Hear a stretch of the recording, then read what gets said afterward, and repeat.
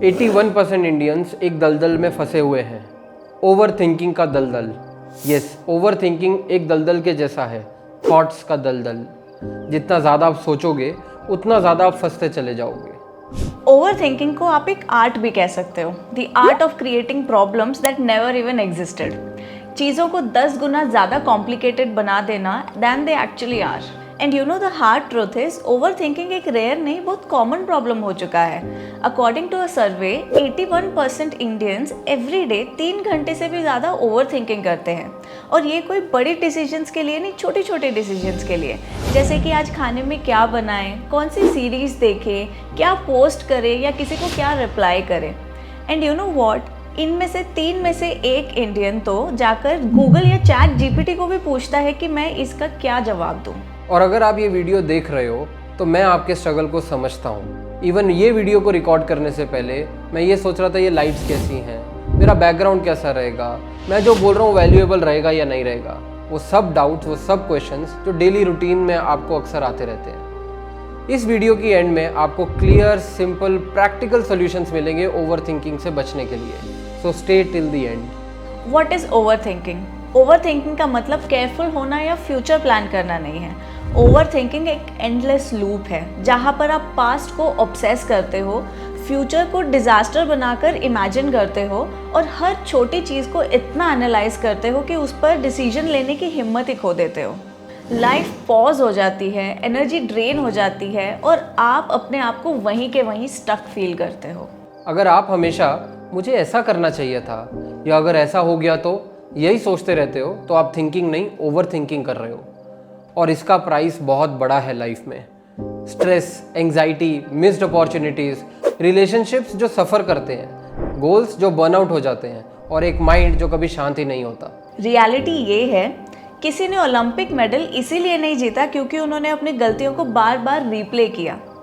कोई अपने बिजनेस को इसीलिए सक्सेसफुल नहीं बना पाया क्योंकि उन्होंने रिस्क को इतना एनालाइज किया कि उन्होंने स्टार्ट ही नहीं किया।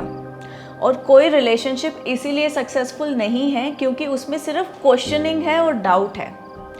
Over thinking is not deep thinking, it is endless thinking. अब सवाल ये है कि इसको रोकना कैसे है। Simple, no nonsense way, action method, क्योंकि ओवर थिंकिंग का ऑपोजिट एक्शन है। A, audit the thought.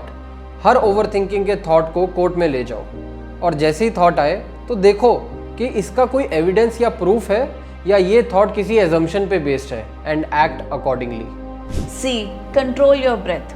Mind को काम करना है तो अपने बॉडी से स्टार्ट करो। Take deep breaths. Don't underestimate the power of your deep breathing.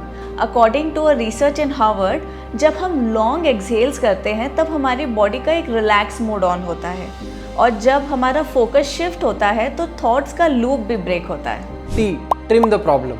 100 steps कैसे चढ़ने ये मत सोचो, पहला स्टेप कैसे लूँ ये सोचो। Turn the big task into small task. Example, अगर आपको प्रेजेंटेशन बनानी है तो ये मत सोचो कि मैं पूरी प्रेजेंटेशन कैसे बनाऊंगा, ये सोचो कि मैं अगली स्लाइड में क्या बनाऊं। It will become very easy and very clear to you. I, identify the extra tabs.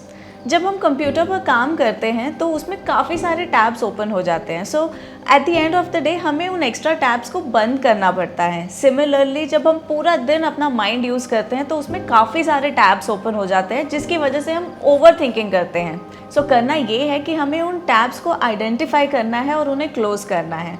We will realise कि कुछ टैब्स कोई काम के नहीं हैं और कुछ बस बैकग्राउंड में एनर्जी खा रहे हैं। So what should we do? सब टैब्स को, सब थॉट्स को लिख लो। एक पेपर पेन लो और अपने सारे थॉट्स को लिखो। आपको इंस्टेंटली रियलाइज़ होगा कि इनमें से 80% थॉट्स तो बेकार में ही आपके माइंड में चलते जा रहे थे। जैसे हम कंप्यूटर के रैम को क्लियर करते हैं वैसे ही अपने माइंड को क्लियर करना पड़ेगा from time to time. Oh, open up. जब थॉट सिर्फ माइंड के अंदर रहते हैं तो वो एक एको चैम्बर की तरह बन जाता है। So it's very very important to let it out and open up. तो किसी भी ट्रस्टेड दोस्त, मेंटोर या थेरेपिस्ट से जाके शेयर करो। इवन WHO कहता है कि आपका 50% स्ट्रेस दूर हो जाता है if you take any social support from outside. An, new lens. हर प्रॉब्लम को एक नए नज़रिए से देखो। प्रॉब्लम में प्रॉब्लम नहीं देखकर उसमें एक लेसन देखो। फेल हुए तो सोचो ग्रोथ कैसे करना है, उसका लेसन मिला। रिजेक्शन हुआ तो सोचो एक नया डायरेक्शन मिला। प्रॉब्लम को एक पनिशमेंट नहीं समझकर उसे अपने टीचर के जैसे देखो। ओवर थिंकिंग का सोल्यूशन और थिंकिंग नहीं है, उसका सोल्यूशन है action. Remember your mind is a tool, don't turn it into a torture chamber. So now you decide. Do you want to move in endless loop or do you want to live your life fully? The choice is yours and the time to choose is now.